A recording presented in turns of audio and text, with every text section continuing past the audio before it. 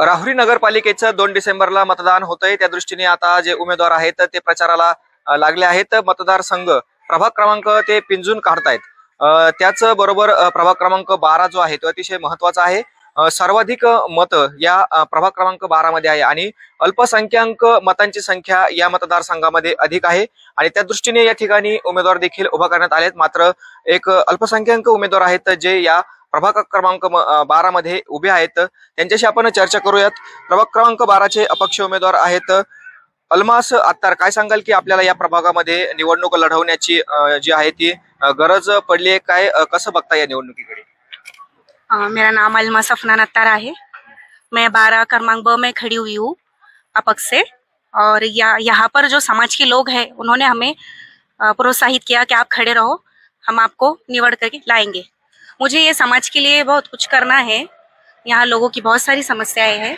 सड़कों के ताल्लुक से बहुत सारे लोग परेशान हैं। नीचे इस्माइल नगर में सड़कें अच्छी नहीं है, वो करना है।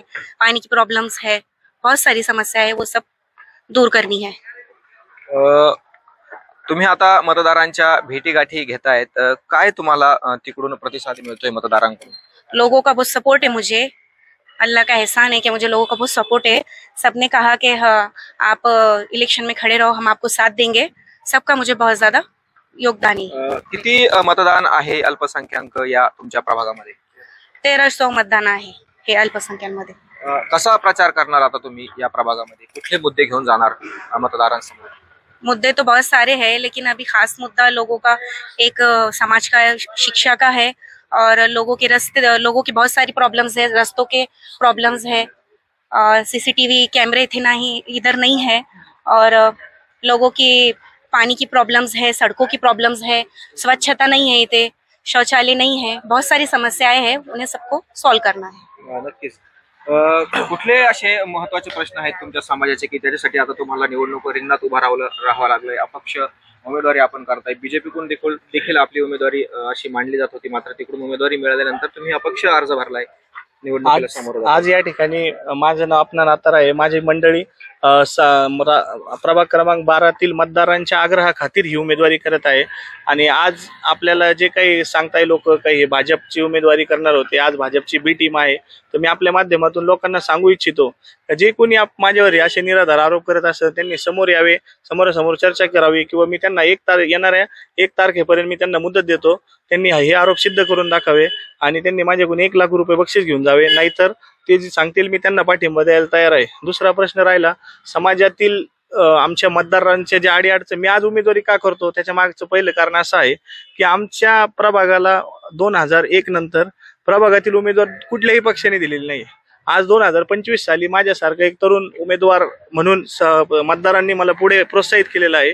2001 साली रफिक मनियार हे जे काही आमचे नगरसेवक होते, त्यानंतर मागील 4 निवडणुकीत आमच्यावर बाहेरचा उमेदवार लादण्यात आलेला आहे आणि जो काही उमेदवार बाहेरचा आहे त्याची एक घराणेशाही झालेली आहे। कधी ते उभं राहतात, कधी त्यांच्या घरातली मंडळी उभी राहते, कधी सून उभी राहते। तर हे कुठंतरी थांबलं पाहिजे। हा मतदारांमध्ये हा रोष आहे, तर हा रोष कुठंतरी थांबला पाहिजे। हा रोष आता येणाऱ्या 2 तारखेला आपल्याला मतदानातून दिसून येईलच आणि इथल्या मतदारांनी ठरवलेलं आहे की ह्यावेळेस इतिहास घडणार आहे।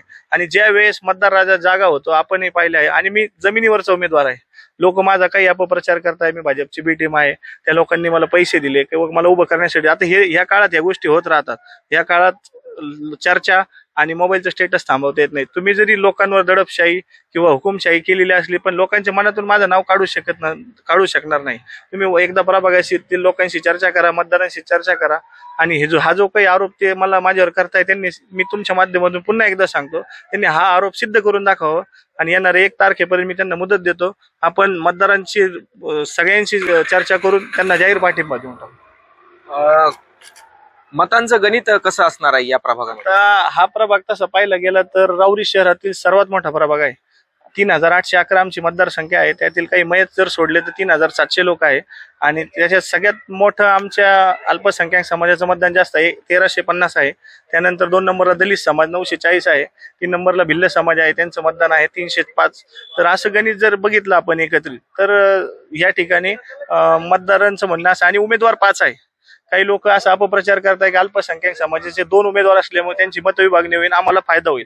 पण उमेदवार 5 असल्यामुळे आणि शेवटी जनता हे ठरवणारी आहे का जनता धनशक्ती सोबत आहे का जनशक्ती सोबत आहे हे तुम्हाला येणाऱ्या 3 डिसेंबरला निकालाच्या मार्फत तुम्हाला याचा निर्णय लागून जाईल. आणि यावेळेस इतिहास घडून आणि ज्यावेळेस जनतेने निवडणूक हातात घेतात त्यावेळेस क्रांतिकारी निर्णय होतो आणि एक इतिहास घडला जातो आणि हा इतिहास पूर्ण जिल्ह्याभर हे नाव चर्चेत राहील. विकास आघाडीचे उमेदवार आहेत, वंचितचे आहेत, शिवसेनेचे आहेत. हे सर्व उमेदवार असताना अपक्ष म्हणून तुम्ही देखील आहे. कसा विश्वास वाटतोय? आता तसं पाहायला गेलं तर आज तुम्ही ह्या विश्वास मी ह्या प्रभागात माझं बालपण गेलं. याच्यापूर्वी माझे वडील जे उपमहाराष्ट्र केसरी पीर मोहम्मद अत्तर होते त्यांनी रिक्षा चालवली. आम्ही याच्यापूर्वी बी 2 इलेक्शन लढवलेले आहे. तर जनतेला या ठिकाणी माहित आहे की 24 तास 365 दिवस संपर्कात असणारी व्यक्ती कोण आहे. आणि आज मोबाईलमुळं याच्यामुळं सोशल मीडियामुळे लोकांना सांगायची गरज नाही राहिलेली आहे. लोकांनी ज्या दिवशी उमेदवारी अर्ज भरला त्या दिवशी लोकांच्या मनात ठरून गेलेलं आहे की आपल्याला कोणाला मतदान करायचं. आम्ही फक्त परवाची वाट पाहतो. एकदा आम्हाला चिन्ह झालं आमचं तर चिन्ह आम्ही तर त्यांना 3 चिन्ह दिलेलं आहे. आमची विनंती राहील त्यांना तर आम्हाला चिन्ह रिक्षाचे द्यावे कारण आमच्या वडिलांची निशाणी तीच होती. आम्ही जमिनीवरची माणसं आहे आणि आम्ही रिक्षा चालून कष्ट करून आणि प्रामाणिकपणे लोकांची सेवा केलेली आहे. तर ते आज फळ देणार आहे आम्हाला याची आम्हाला संपूर्ण टक्के खात्री आहे. मतांचं गणित आणि समाजाचे प्रश्न घेऊन आपण या निवडणुकीला सामोरं जाऊन निश्चित यश प्राप्त होईल असं आत्तार यांनी सांगितलंय. कॅमेरामॅन राजेंद्र आढावसह गोविंद फुनगे, S9 मीडिया, राहुरी.